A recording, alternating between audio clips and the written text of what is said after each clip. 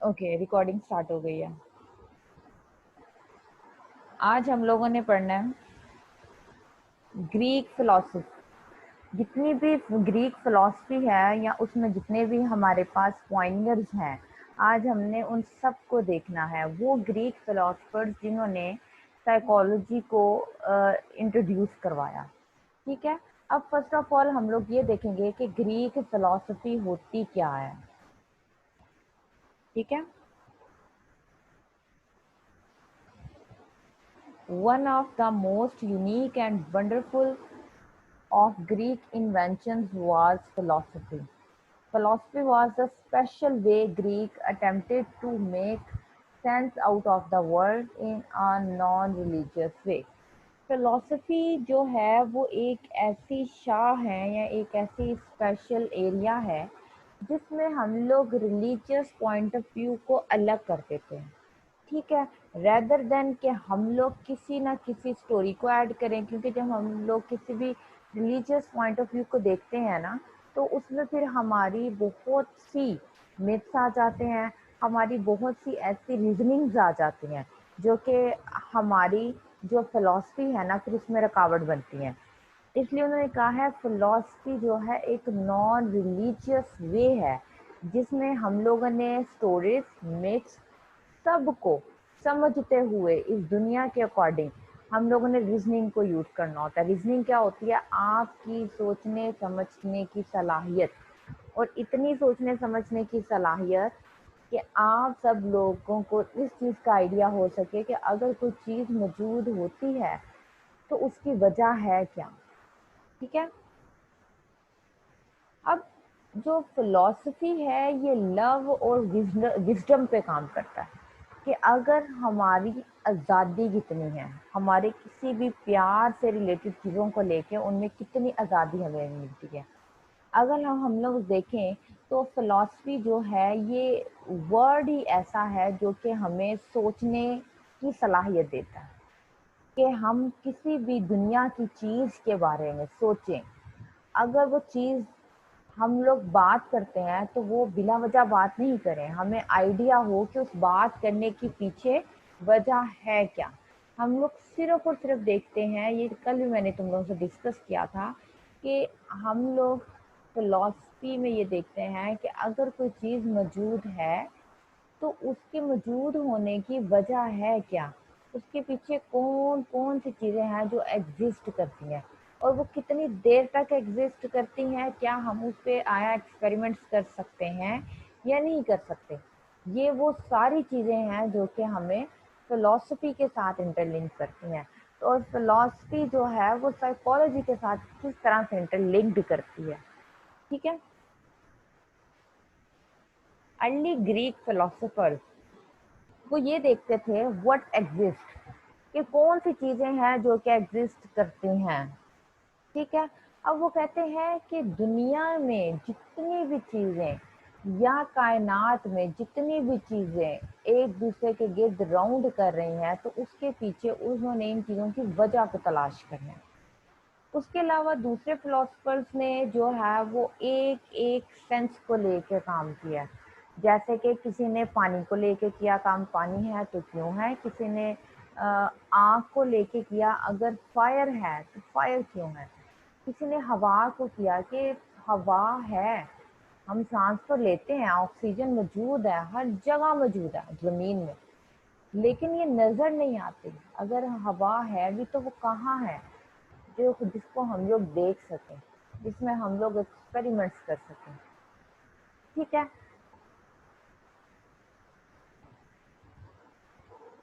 उसके अलावा उन्होंने कुछ आइडियाज बिल्ड किए, वो आइडियाज जो कि फिलॉसफी के साथ जाके मिलते हैं, और वो मिलने के साथ साथ फिलोसफिकल टर्म को बहुत ज़्यादा कॉम्प्लिकेटेड भी बना देते हैं।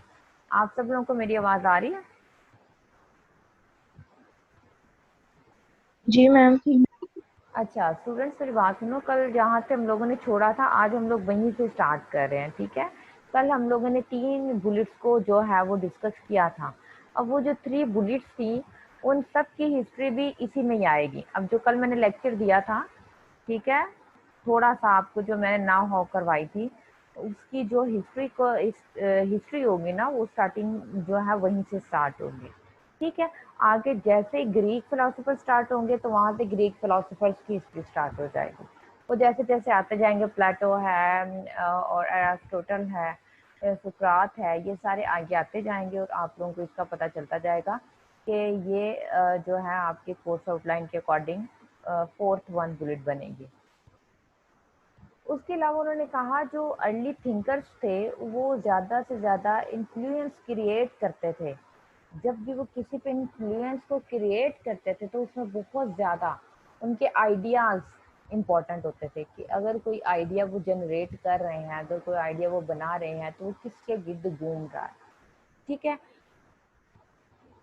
अब अर्लियर जो ग्रीक फिलोसोफर्स थे, मोस्टली उनका किसी भी आंसर को सिलेक्ट करने के लिए उसके क्वेश्चन की एग्जिस्टेंस के पीछे वो भागते थे कि अगर कोई हम लोग आंसर देखना चाह रहे हैं और जो क्वेश्चन हम लोगों ने रेज किया है उसकी डिफरेंट आइडियाज उसके पीछे क्या आएंगे। क्योंकि अब जैसे कि फॉर एग्जांपल अगर वो हवा की बात कर रहे हैं तो वो पहले ये सोचते हैं कि हवा एक वो चीज़ है जो कि नॉन एग्जिस्टेंस है, लेकिन ये मौजूद हर जगह है। इसके बगैर मेरे ख्याल से कोई इंसान ज़िंदा ही नहीं रह सकता। ये एक इतनी एसेंशियल सी चीज़ है, इतनी स्पेशल सी चीज़ है। लेकिन अब इसका जवाब जो है, इसके पीछे आंसर क्या है कि हमने ये देखना है कि क्या ये मौजूद है, ये कहाँ नज़र आएगी, ये नज़र नहीं भी आती तो ये कितनी कितनी चीज़ों को अपने अराउंड घेरे हुए हैं। ठीक है, अब हमारे पास फोर एलिमेंट्स आ रहे हैं। फोर एलिमेंट्स क्या है? थैलिस, थैलिस who lived around 1600 BC determined that everything was made up of water. Each he thought was the single primal element. समझ आ रही है? इसमें वो ये कहना चाह रहा है कि हर चीज पानी से बनी है। अब जहाँ थैलस, अब ये फोर एलिमेंट्स हम लोग देखेंगे कि हर एक जो ग्रीक पॉइनियर्स है, पॉइनियर होता है जिसने बनाया होता है, जिसने इजाद किया होता है, जो उसको बनाने वाला इन्वेंटर होता है। अब जो फोर एलिमेंट्स हैं उनमें एक एलिमेंट जो है वो है हमारे पास वाटर। अब थैलिस कहता है कि दुनिया की हर चीज वाटर से बनी है, कि पानी एक ऐसी चीज है जिसने हर चीज को बनाया है। अगर हम किसी भी चीज को बनाने की कोशिश करते हैं तो वो पानी के बगैर बन ही नहीं सकती। ठीक है, अगर एक इंसान को देखो तो वो पानी को कितना यूज करता है। अगर कायनात को देखो तो पानी कहाँ कहाँ है। अगर हम लोग देखें तो हर सियारे पे कितनी गैसेज होती हैं, कितना पानी होता है, ये हमें इंफॉर्मेशन देता है। तो वहीं से उसने कहा कि हमें चार एलिमेंट्स, जो बेसिक फोर एलिमेंट्स होते हैं, जैसे कि हवा है, पानी है, फायर है और एक और एलिमेंट है, वो आगे आपको आइडिया हो जाएगा, मेरे माइंड से स्किप कर रहा है। ये जो तीन एलिमेंट्स हैं उनमें से एक उसने वाटर लिया। एग्जामेंडर जो है उसका आइडिया था everything was made up of element the called the boundless which was divided up into hot and cold and wet and dry। अब वो कहता है कि हमारे पास किसी एलिमेंट की कोई बाउंड्री नहीं है। जो फोर एलिमेंट्स हैं उनमें से किसी एलिमेंट की कोई बाउंड्री नहीं है और इसने फोर के फोर एलिमेंट्स को डिवाइड कर दिया। अगर हॉट है तो कोल्ड होगा, अगर वेट है तो ड्राई होगा। उसने ये फोर एलिमेंट्स बताए। ठीक है, अब इसने ये बताया कि हमारे पास ये फोर एलिमेंट्स आ गए हैं। ठीक है, फोर एलिमेंट्स क्या है? अर्थ, एयर, फायर एंड वाटर। ये फोर बेसिक एलिमेंट्स हैं जिसके ऊपर सारी की सारी ग्रीक फिलोसोफर्स ने काम किया हुआ है। ठीक है, अलीजा बेटा, जैसे ही आपके होते हैं ना 9:15 तो आप मुझे बता देना। ठीक है, ओके मैम।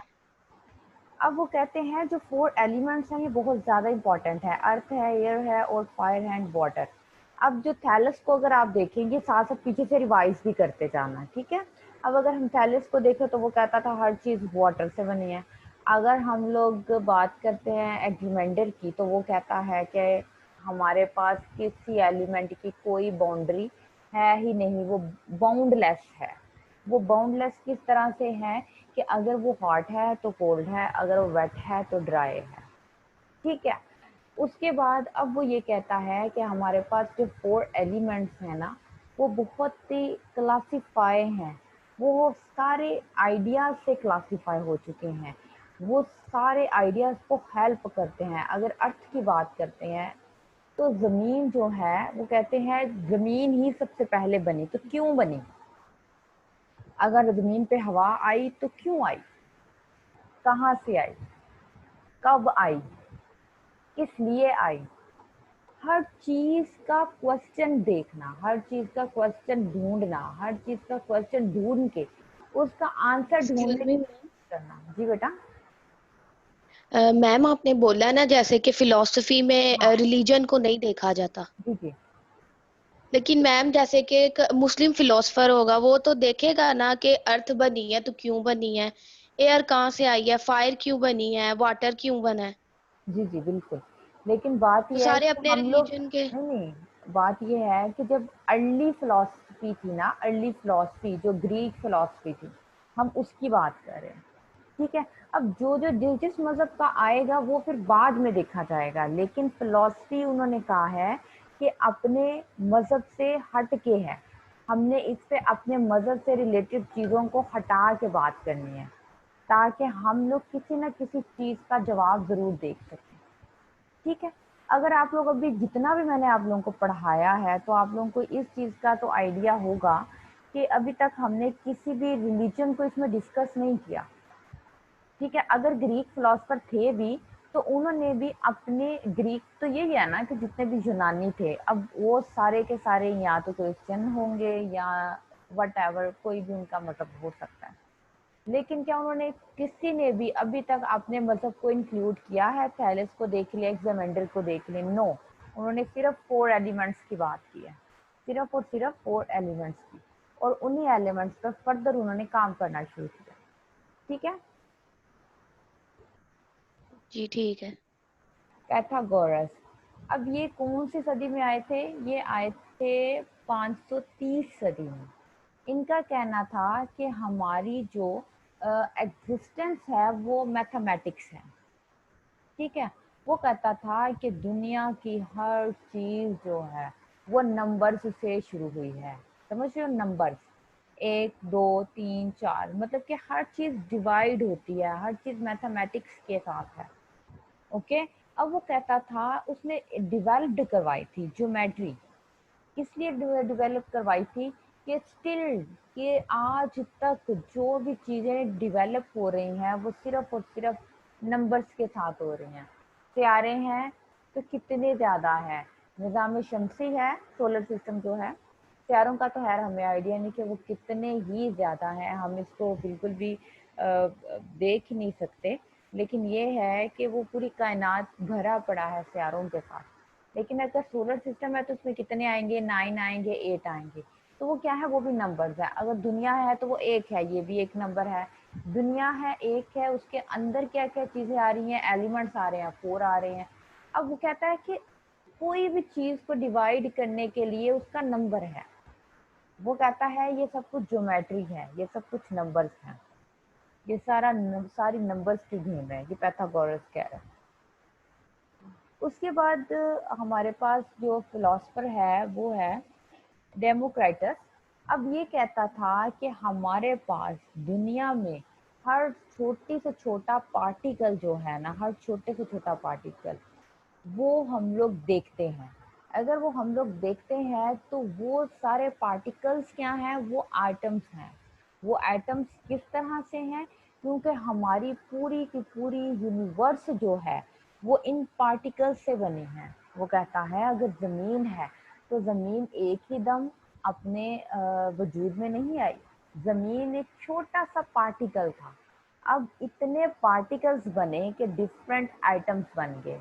फॉर एग्जांपल जैसे कि मरी है, जैसे कि ज़मीन है, जैसे कि मुश्तरी है, जैसे कि प्लेटो है, ये सारे क्या है, ये सारे के सारे हमारे पास यूज होते हैं as a particles, as a items.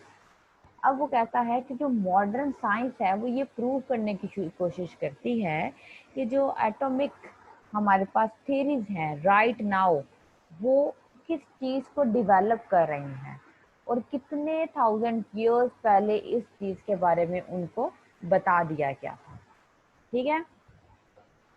अब उससे फर्दर हमारे पास जो philosophers known as sophist thought that man is the measure of everything।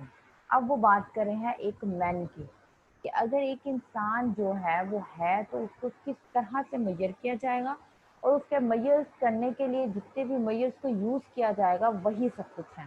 वो कहता है कि वर्ड्स जो हैं, हम जितने भी वर्ल्ड में जितनी भी चीज़ों को यूज़ करते हैं वो ह्यूमंस ही करते हैं। अगर इंसान इस दुनिया पे आया तो ह्यूमंस का क्या ऐसा मसला था, मैटर था, जिसकी वजह से ह्यूमंस को दुनिया में लाया गया। ठीक है। अब वो कहते हैं कि जो सोचने या समझने वाली बात है वो ये है, जैसे कि यहाँ पे लाइन लिखी हुई है, their students that they should use their vision और intelligent in use to succeed in life. जहाँ से ह्यूमंस की बात शुरू होना शुरू होगी ना, वहाँ सबसे पहले बात आएगी इंटेलिजेंस की, कि अगर एक इंसान दुनिया में सक्सेस चाहता है, अपनी लाइफ को बनाना चाहता है, तो उसके लिए इंटेलिजेंस कितने हद तक बेहतर है और कितनी ज़्यादा इम्पोर्टेंट है। तो फिर also believe that there is an important difference between, कि हर इंसान के बनाने का, उसकी नेचर को समझने का, उसकी नेचर को डिस्कस करने का तरीका मुख्तलिफ है।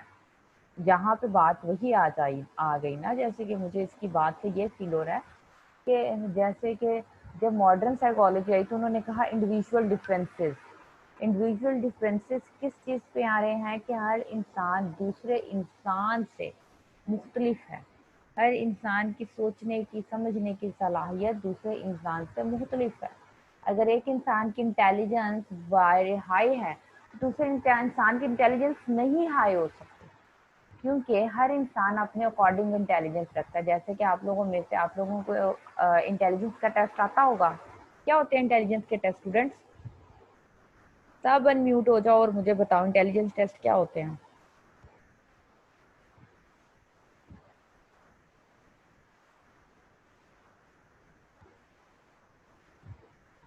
हेलो।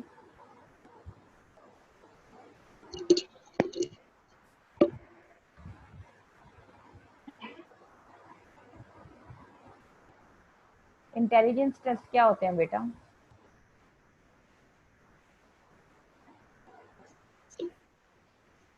मैम वो आईक्यू टेस्ट होते हैं शायद।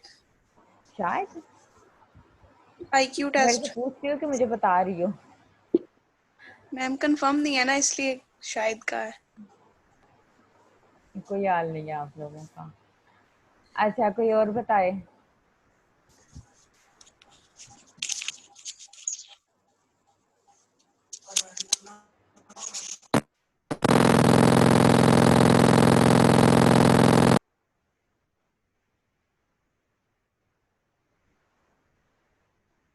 हेलो। मैम जी बेटा। यानी कि टेस्ट वर्बली भी हो जाते हैं, नॉन वर्बली भी। अगर पूछा जाए किसी बच्चे से क्वेश्चन तो वो उसकी हाँ, इंटेलिजेंस को शो करता है। वेज टेस्ट आपने पढ़ा हुआ है? वेज वेज नो। आईक्यू टेस्ट,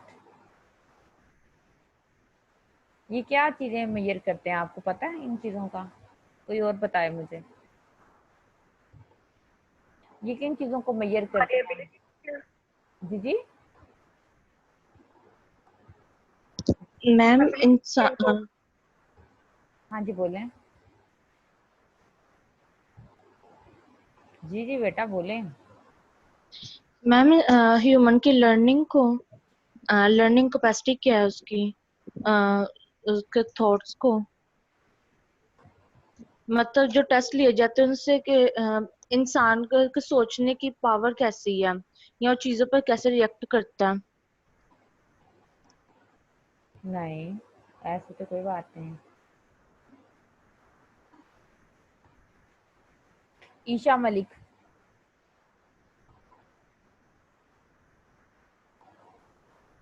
ईशा मलिक, आप बताएं मुझे, आईक्यू टेस्ट किन चीजों को मेजर करता है?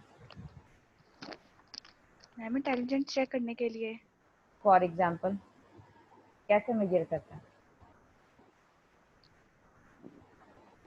नो मैम, मुझे कोई आइडिया नहीं इस बारे में। हमने मैम ये चैप्टर नहीं पढ़ा इंटेलिजेंस का। अलीजा।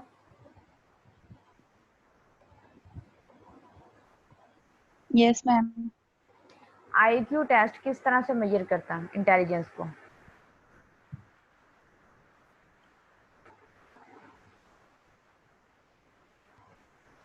मैम इसमें यही हो जाता है कि क्वेश्चन वगैरह वर्बली नॉन वर्बली पूछा जाएगा।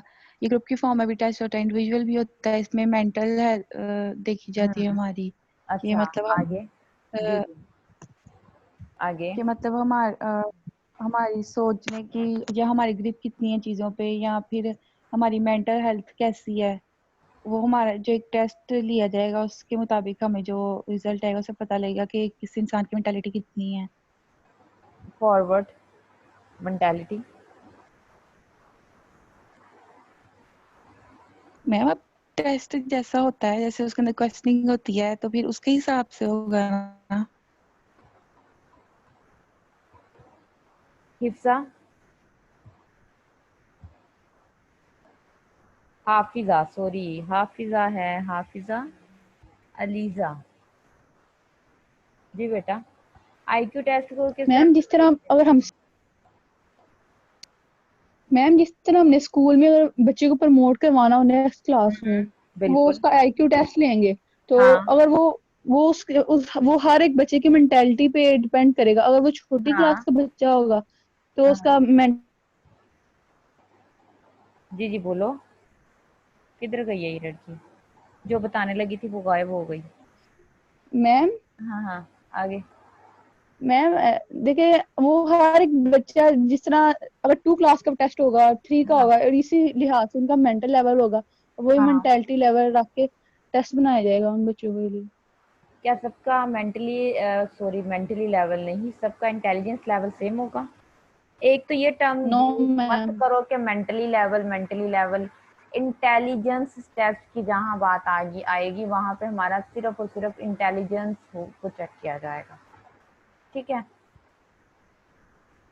अच्छा खदीजा, आप बताओ मुझे कि जो हम लोग उनकी इंटेलिजेंस को मेजर करेंगे, ठीक है, तो मोस्टली नॉर्मल इंटेलिजेंस कितनी होती है? अगर इतना मतलब कि हम कहें कि इतना लेवल आएगा तो इंटेलिजेंस सही है, नॉर्मल है, अगर इससे बिलो है, अबव है, या forward, for further.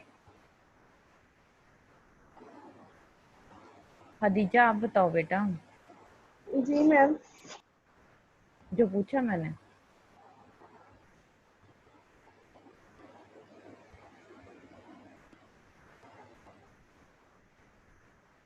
Hello.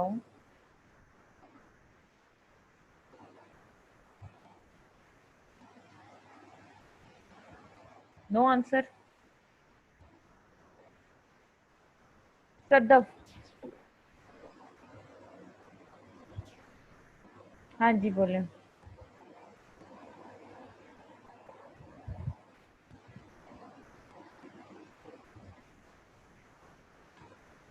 Rabia.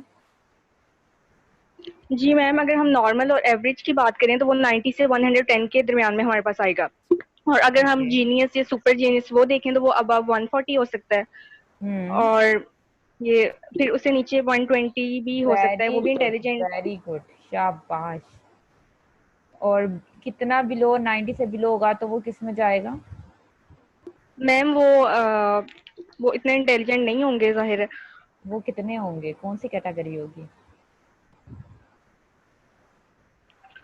Below intelligent कह सकते हैं हम उसे, बिलो हाँ, average. Good, good, very good, nice terminology. Good. Thank you. आगे। अच्छा स्टूडेंट्स देखो, हम लोगों के पास 4 कैटेगरीज होती हैं इंटेलिजेंस की, ठीक है। अब इंटेलिजेंस की जो 4 कैटेगरीज हैं वो है माइल्ड, मॉडरेट, स्वीयर, प्रोफाउंड, ठीक है। अगर आप लोगों ने डिसऑर्डर सुन, तुम लोग तो अभी मेरे ख्याल से साइकोलॉजी की सिर्फ एक ही बुक पढ़ के आए हो मेरे ख्याल से, है ना। अभी तो BS1 किया है, सेमेस्टर 1 और 2। तो जो अब हम लोग डिसऑर्डर्स पढ़ते हैं ना, तो उसमें हमारे पास इंटेलिजेंस डिसऑर्डर्स आते हैं, ठीक है। अब इंटेलिजेंस डिसऑर्डर्स में हमारे पास ये चीज़ होती है कि जो लोग माइल्ड, मॉडरेट, स्वेयर या प्रोफाउंड में आते हैं, उनकी 4 कैटेगरीज होती हैं, ठीक है। जो प्रोफाउंड होते हैं वो कुछ भी सोचने समझने की सलाहियत नहीं रखते, वो कुछ कर ही नहीं सकते हैं, जिनको कहते हैं मेंटली और फिजिकली तौर पर बिल्कुल मतलब कि बिल्कुल ही ब्लैंक लोग। अब जो स्फीयर हैं वो फिर भी कहीं ना कुछ माइल्ड सा उनको कोई ना कोई काम करवाया जा सकता है। अब जो मॉडरेट होते हैं वो भी हल्का फुल्का काम करने के आदी होते हैं।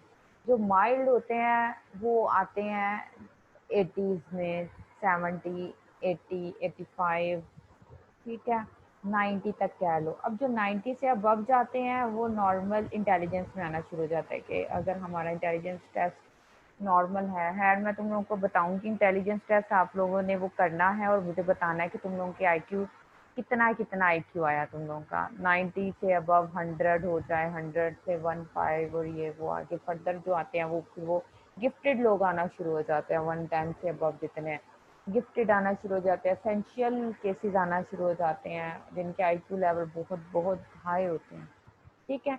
तो जहाँ पे इंटेलिजेंस की बात है तो वो हमसे करेगा। स्क्रीन नजर आ रही है आप लोगों को क्लास? नहीं आ रही, ओके।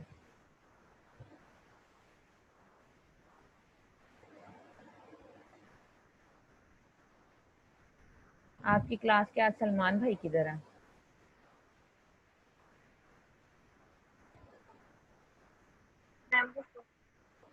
सोया हुआ है?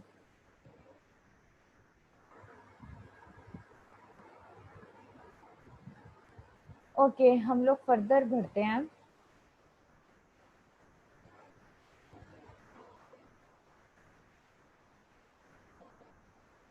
आगे हमारे पास आ रहा है सुकरात। अब ये जो है आया था 469 टू 399 राउंड अबाउट BC में। अब ये जो फिलोसोफर था ये बहुत ही इन्फ्लुएंशियल था। इन्फ्लुएंशियल का क्या मतलब होता है? ये ऐसा फिलोसोफर था सुकरात जिसने इन्फ्लुएंस को क्रिएट किया था। इन्फ्लुएंस को क्रिएट किया था। Was one of the most influential philosopher of all time, ठीक है। ये वो बंदा था जिसने वाकई ही जो हमारी चीज़ों की जो थॉट्स थी या जो लोग इन चीज़ों के बारे में, एलिमेंट्स के बारे में जो सोचते थे या जो भी सुकरात से पहले लोगों ने आइडियाज़ को जनरेट किया, फिलॉसफी के बारे में क्वेश्चन रेज किए, लेकिन सुकरात के आने के बाद सबसे ज़्यादा इन्फ्लुएंशियल जो कॉन्सेप्ट्स थे वो सुकरात के थे। He disagreed with the sophists because they charged their students money but did not teach them how to be ethical। अब ये क्या करता था, ये जो है वो स्टूडेंट से मनी चार्ज करता था, ठीक है। और वो क्या करता था कि उनको ये एथिकल स्टैंडर्ड, एथिकल्स पता है आप लोगों को क्या होता है? एथिकल्स हमारे पास वो स्टैंडर्ड्स होते हैं कि जिनके थ्रू हम लोगों ने जो है चलना होता है। एथिकल्स बेसिकली रूल्स एंड रेगुलेशन होते हैं। अब वो रूल्स एंड रेगुलेशन जो होते हैं वो वर्ल्ड वाइडली यूज होते हैं। जैसे कि अगर स्टूडेंट्स को हम लोग ले लें तो स्टूडेंट्स भी एथिकली, हमारे पास उनके भी कुछ रूल्स एंड रेगुलेशंस होते हैं। मतलब कि स्टूडेंट्स को, जैसे कि यहाँ पे कुछ एथिकल इश्यूज स्टार्ट हो गए कि बच्चों को मारना नहीं है, मार नहीं प्यार। अब ये क्या था? ये एथिकल स्टैंडर्ड था जो कि पाकिस्तानी लोगों ने स्टूडेंट्स के लिए यूज़ किया, जो कि स्टूडेंट्स जो हैं उनको ये रूल्स एंड रेगुलेशंस के लिए दिया गया। अब बच्चों को जब वो पढ़ रहे होते हैं या पेपर दे रहे होते हैं या वो कोई टेस्ट दे रहे होते हैं, तो बच्चों के लिए भी एथिकल स्टैंडर्ड्स बनाए जाते हैं, टीचर्स के लिए भी एथिकल स्टैंडर्ड्स बनाए जाते हैं। क्यों? क्योंकि उनको ये देखना होता है कि आपने अपने रूल्स एंड रेगुलेशन से बाहर नहीं आना। इसके अलावा टीचिंग टेक्निक्स को उसने बहुत ज़्यादा इंट्रोड्यूस करवाया था सुकरात ने, कि अगर एक स्टूडेंट हमारे पास है तो हम लोगों ने उसको कितना करेक्ट करना है, हमने उसके आंसर्स को कितना ठीक करना है। क्योंकि सुकरात जो था ये एक बेसिकली बहुत ही इन्फ्लुएंशियल इसलिए भी था कि इसने बहुत ही जिसे कहते हैं नेचुरल चीज़ पे काम किया। नेचुरल क्या? कि अगर ह्यूमन बीइंग है तो वो किस तरह से हैं, अगर उनको कुछ सिखाया जाता है तो एक एथिकल स्टैंडर्ड्स के अकॉर्डिंग सिखाया जाता है। अगर हम लोग इसमें फिर ये भी देखते हैं कि क्या सही है और क्या गलत है, एथिकल स्टैंडर्ड्स क्यों बनाए जाते हैं, यही तीन चीज़ों को देख के बनाए जाते हैं कि अगर एक बच्चा पेपर देने के लिए बैठा है तो वो किसी से चिटिंग नहीं करेगा, ये सही है, ठीक है, वो चीटिंग करेगा तो ये गलत है। तो बेसिकली उसका जो मोटिव था सुकरात का वो राइट नाउ यही था कि राइट क्या है और रॉन्ग क्या है, ठीक है।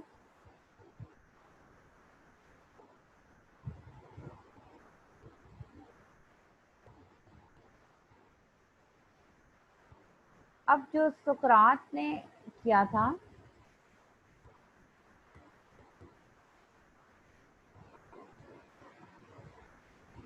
ट्रायल एंड डेथ पे इसने बहुत ज़्यादा काम किया था।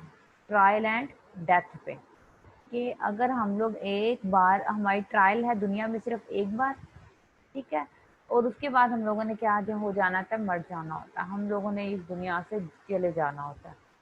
अब यहाँ पे कुछ मैं यहाँ पे रीडिंग करूँगी और आपने इस रीडिंग को बहुत गौर से सुनना है ताकि तुम लोग मुझे इस बारे में बता सको कि तुम लोगों को अब क्या समझ आ रही है कि उसने इसमें कहा क्या कहा हुआ है। Welcomed any students into his lectures, and so he ended up teaching some students that were enemies of the state. This led some of his enemies in the Greek government to assure him of the long disloyalty to the Greek democracy. The jury found him guilty and sentenced him to the death penalty. At the age of 70, Socrates accepted his punishment, drank a cup of poison and died. यहाँ पे क्या समझ आ रही है आप लोगों को? ये क्या कहना चाह रहा है इस पूरे के पूरे पैराग्राफ में? आप लोग अपने माइक को अनम्यूट करो और मुझे इस बारे में बताओ।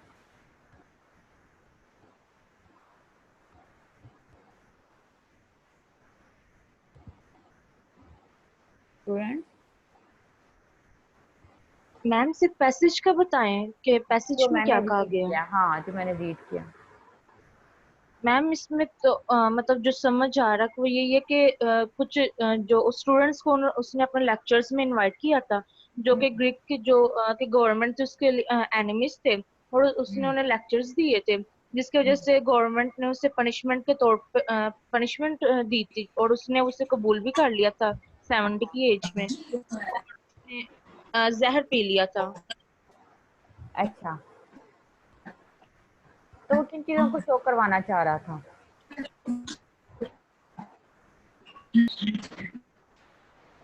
वो इस पैराग्राफ में क्या शो करवाना चाह रहा था सुकरात?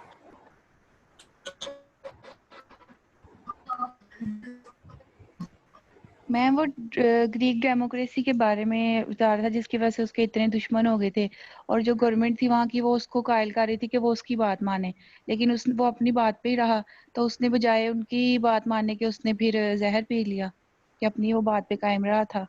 तो ये किन चीज़ों को शो करता? ये शो करता है एथिकल स्टैंडर्ड्स को, कि वो कहता था कि जो एथिकल स्टैंडर्ड, जो रूल्स एंड रेगुलेशंस को बना लिया जाता है उसको फिर ख़त्म नहीं किया जाता। इसका सबसे बड़ा मोटिव ही क्या था? Right and wrong, ethical standards है क्या। अच्छा, अब आप लोगों का टाइम एंड हो चुका है स्टूडेंट्स। मैंने आप लोगों को कहा भी था कि मुझे बता देना जैसे ही तुम लोगों के 9:15 हो जाएंगे, तो 9:16 हो गए ऑलमोस्ट। तो अब हम लोग लेक्चर को इंशाल्लाह